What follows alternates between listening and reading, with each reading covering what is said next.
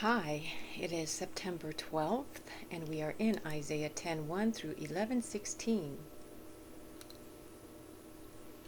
What sorrow awaits the unjust judges and those who issue unfair laws?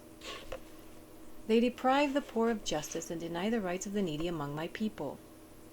They prey on widows and take advantage of orphans. What will you do when I punish you, when I send disaster upon you from a distant land? To whom will you turn for help? Where will your treasures be safe? You will stumble along as prisoners or lie among the dead. But even then the Lord's anger will not be satisfied. His fist is still poised to strike. What sorrow awaits Assyria, the rod of my anger? I use it as a club to express my anger. I am sending Assyria against a godless nation, against a people with whom I am angry. Assyria will plunder them, trampling them like dirt beneath its feet. But the king of Assyria will not understand that he is my tool. His mind does not work that way. His plan is simply to destroy, to cut down nation after nation. He will say, each of my princes will soon be a king. We destroyed Calno just as we did Carchemish. Hamath fell before us as Arpad did. And we destroyed Samaria just as we did Damascus. Yes, we have finished off many a kingdom whose gods were greater than those in Jerusalem and Samaria. So we will defeat Jerusalem and her gods, just as we destroyed Samaria with hers. After the Lord has used the king of Assyria to accomplish his purposes on Mount Zion and in Jerusalem, he will turn against the king of Assyria and punish him, for he is proud and arrogant. He boasts, "By my own powerful arm I have done this. With my own shrewd wisdom I planned it. I have broken down the defenses of nations and carried off their treasures. I have knocked down their kings like a bull. I have robbed their nests of riches and gathered up kingdoms as a farmer gathers eggs.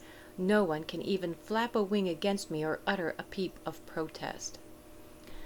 But can the axe boast greater power than the person who uses it? Is the saw greater than the person who saws? Can a rod strike unless a hand moves it? Can a wooden cane walk by itself?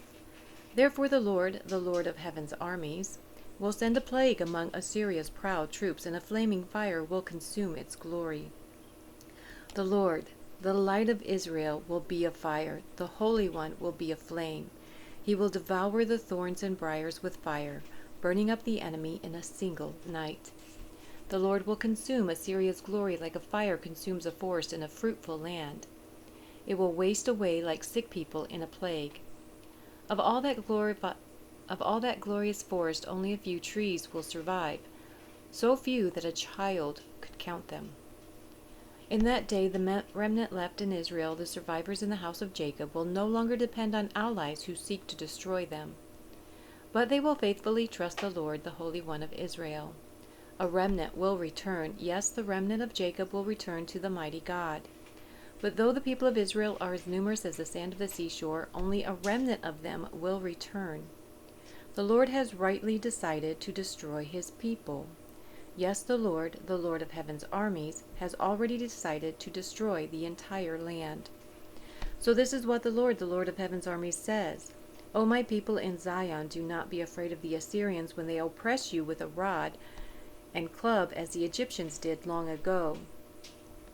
In a little while my anger against you will end, and then my anger will rise up to destroy them. The Lord of heaven's armies will lash them with his whip, as he did when Gideon triumphed over the Midianites at the rock of Oreb, or when the Lord's staff was raised to drown the Egyptian army in the sea. In that day the Lord will end the bondage of his people. He will break the yoke of slavery and lift it from their shoulders. Look, the Assyrians are now at Aiath. They are passing through Migron and are storing their equipment at Michmash. They are crossing the pass and are camping at Geba. Fear strikes the town of Ramah. All the people of Gibeah, the hometown of Saul, are running for their lives. Scream in terror, you people of Galim. Shout out a warning to Laishah, O poor Anathoth. There go the people of Madmenah, all fleeing. The citizens of Gebim are trying to hide. The enemy stops at Nob for the rest of that day. He shakes his fist at beautiful Mount Zion, the mountain of Jerusalem. But look, the Lord of heaven's armies, will chop down the mighty tree of Assyria with great power. He will cut down the proud. That lofty tree will be brought down. He will cut down the forest trees with an axe. Lebanon will fall to the mighty one. Out of the stump of David's family will grow a shoot. Yes, a new branch, capitalized branch, bearing fruit from the old root, and the Spirit of the Lord will rest on him, the Spirit of wisdom and understanding, the Spirit of counsel and might, the Spirit of knowledge and the fear of the Lord. He will delight in obeying the Lord. He will not judge by appearance, nor make a decision based on hearsay. He will give justice to the poor and make fair decisions for the exploited. The earth will shake at the force of his word, and one breath from his mouth will destroy the wicked. He will wear righteousness like a belt and truth like an undergarment. In that day the wolf and the lamb will live together. The leopard will lie down with the baby goat. The calf and the yearling will be safe with the lion, and a little child will lead them all.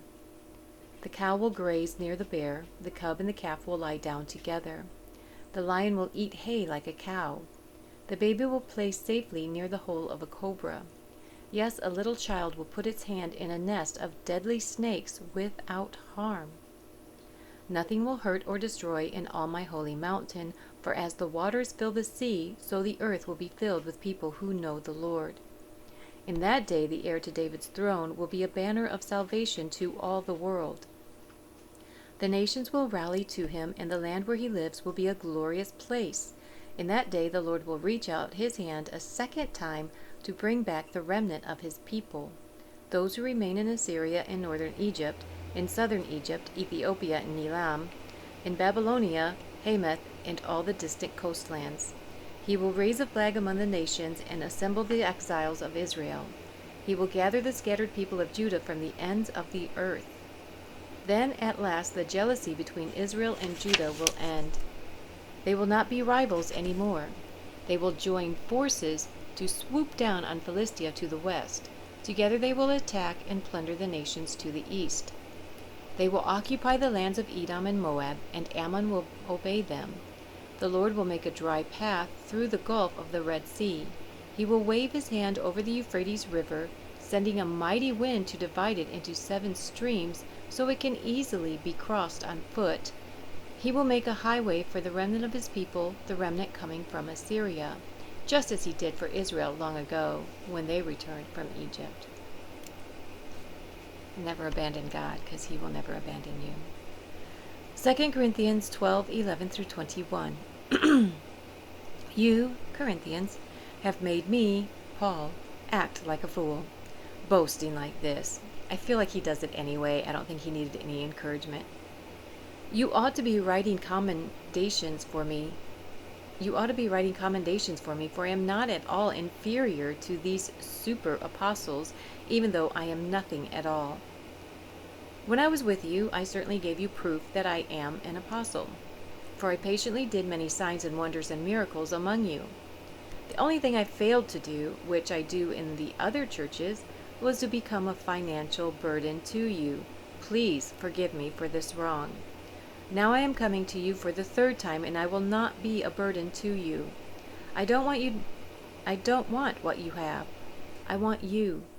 After all, children don't provide for their parents, rather parents provide for their children. I will gladly spend myself and all I have for you, even though it seems that the more I love you, the less you love me. Some of you admit I was not a burden to you, but others still think I was sneaky and took advantage of you by trickery. But how? Did any of the men I sent to you take advantage of you? When I urged Titus to visit you and sent our other brother with him, did Titus take advantage of you? No, for we have the same spirit and walk in each other's steps, doing things the same way. Perhaps you think we're saying these things just to defend ourselves. No, we tell you this as Christ's servants, and with God as our witness. Everything we do, dear friends, is to strengthen you.